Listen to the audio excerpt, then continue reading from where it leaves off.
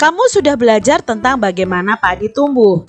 Isilah diagram berikut berdasarkan bacaan tadi.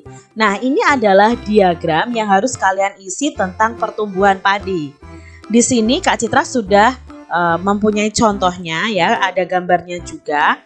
Pertama-tama, benih padi itu direndam 1 malam di dalam air. Kemudian ditanam di lahan sementara. Nah, biji tadi akan tumbuh akar dan tunas menonjol keluar. Lalu batangnya akan memanjang atau membentuk kecambah adik-adik. Nah, setelah kecambah itu sudah bertumbuh, lalu kita tanam. Nah, tanaman padi lalu berbunga hingga gabah matang, berkembang penuh, keras dan berwarna kuning dan siap untuk dipanen. Nah, ini tadi adalah perkembangan atau pertumbuhan padi ya, dari awal sampai panen. Nah, ini prosesnya akan berulang-ulang lagi karena dari gabah inilah nanti yang akan direndam lagi, lalu menjadi kecambah dan begitu seterusnya.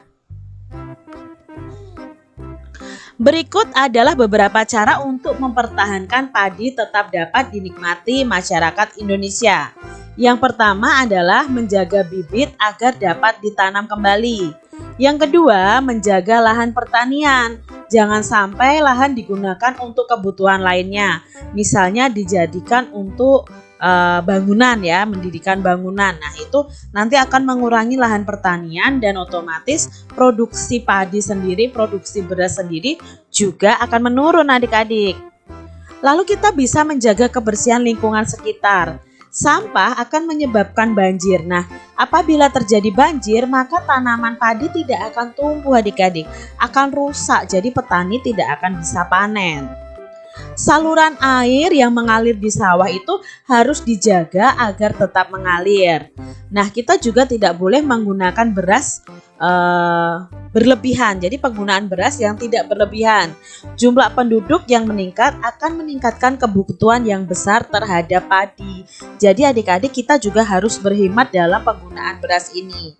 Jangan kalian saat makan terus kalian tidak habis kalian buang. Nah, itu sayang sekali.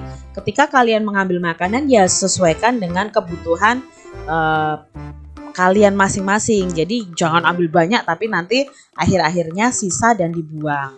Jangan seperti itu ya adik-adik. Penggunaan beras sesuai kebutuhan juga akan sangat membantu untuk mempertahankan padi tetap bisa kita nikmati.